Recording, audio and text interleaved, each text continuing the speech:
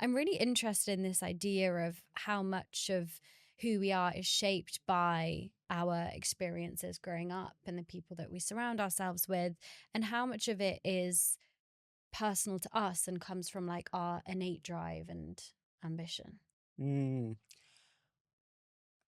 I think if you come from a traumatic background or a lower socioeconomic background, you kind of run off two engines.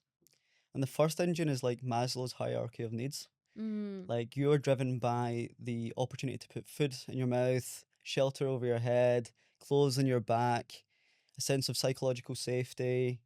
And once you satisfy those desires that keep you alive and ticking, then you have the ability to think with a strategic mind. You can think more longer term about self actualization and fulfillment and passion and projects. But you can only get to that arrival if you have your basic needs met. mm, And for me at that young age, all I wanted to do was make sure my mum was happy by having more resources in the house. And when I achieved those things, then I was able to think about podcasting, entrepreneurship, all those greater things. And it's the same reason why working class people don't really tend to foreign policy or tend to climate change, these big ideas, because they don't care where their food came from. They just care is their food. They don't care how organic their cotton is because they just care there is clothes. So for me, my perspective is that we are driven by the things that we do not have that enable sustenance, hmm. and then we're able to understand what we want to want.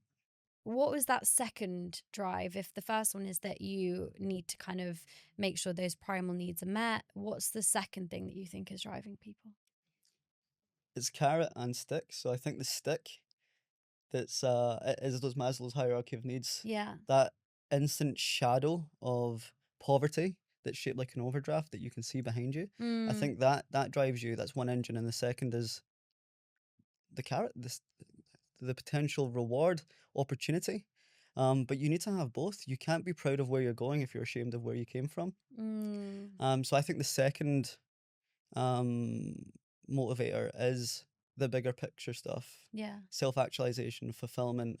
But you can only arrive to that when you have your basic needs met, when Yeah. you've ran far enough away from the stick so you can achieve the carrot.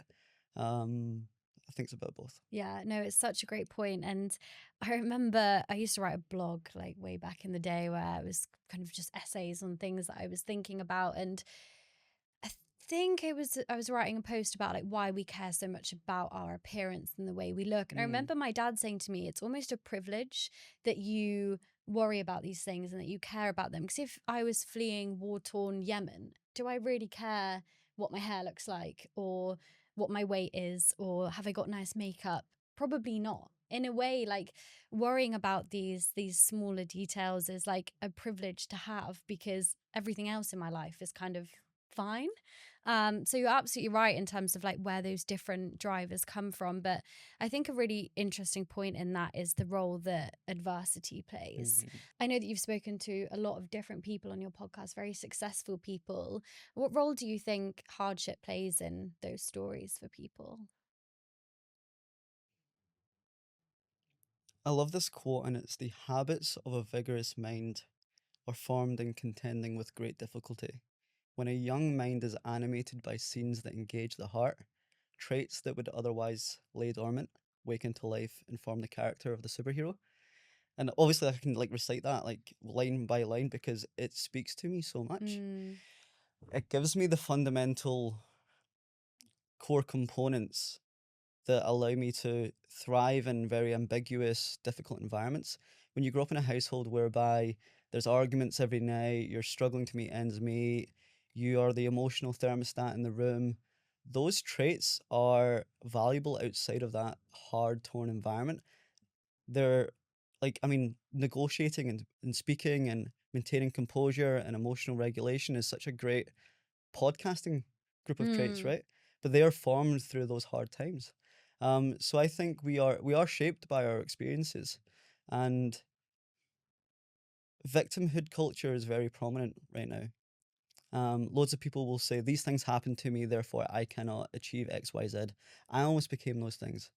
However, I was able to look at those skills and say, this did happen to me, but what now? How can I use my environment what happened to me to shape where I'm going. If you look at any Marvel superhero film, if you think about Spider-Man, he was living with Aunt May and his uncle died and he was bit by a spider. People want to swing across Manhattan, but they don't want the spider bite. But you need the spider bite to become Spider-Man. You need no, you don't need, but you can embrace those moments, and they can become your superpower. Um, I would truly, I would really believe people's struggles are their superpower because it gives them this third form of intelligence that a CV can never capture. On a CV, it's skills and experience. Hmm. Skills are the uniquely identifiable traits like bookkeeping, engineering.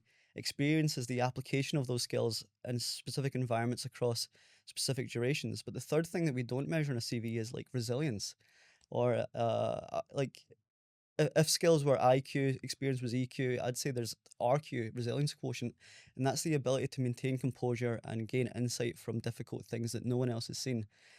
Each difficulty is a learning experience, a touch point whereby you can get data, feedback, and insight that only you have, and displayed to the world creates innovation because no one else has experienced that thing. And your externalization an expression of that is your unique intelligence because no one else has it. It's your specific knowledge. It's your own story to tell. There's so much intelligence in our own stories, but so many people are ashamed to tell them. Therefore, they never get to capture the true essence of them and express that to the world. Yeah.